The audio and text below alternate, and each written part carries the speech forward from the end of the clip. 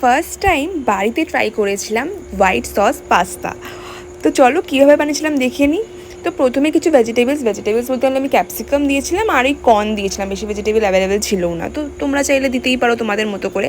তো প্রথমে সেটাকে ভেজে নিলাম, আর হ্যাঁ পাস্তাটাকে আলাদাভাবে সেদ্ধ করে রেখেছিলাম। তারপরে গরম তেলে ময়দা দিলাম আর দুধ দিয়ে ভালো করে এটাকে নেড়ে নিয়েছিলাম।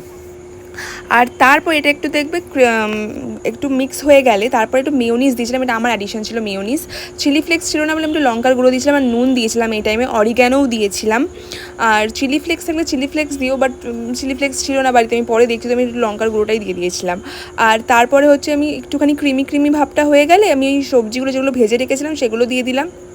আর তারপরে পাস্তাটাকে সেদ্ধ করে রেখেছিলাম সেই পাস্তাটা দিয়ে দিলাম, দিয়ে ভালো করে মিক্স করে নিলাম। তারপর একটু চিজ অ্যাড করলাম, চিজটা অ্যাভয়েডও করা যায়। চিজ অ্যাড করে তারপর একসাথে ভালো করে মিক্স করে নিলাম। একদম সিম্পল আর ইজিভাবে তৈরি হয়ে গেল আমার হোয়াইট সস পাস্তা।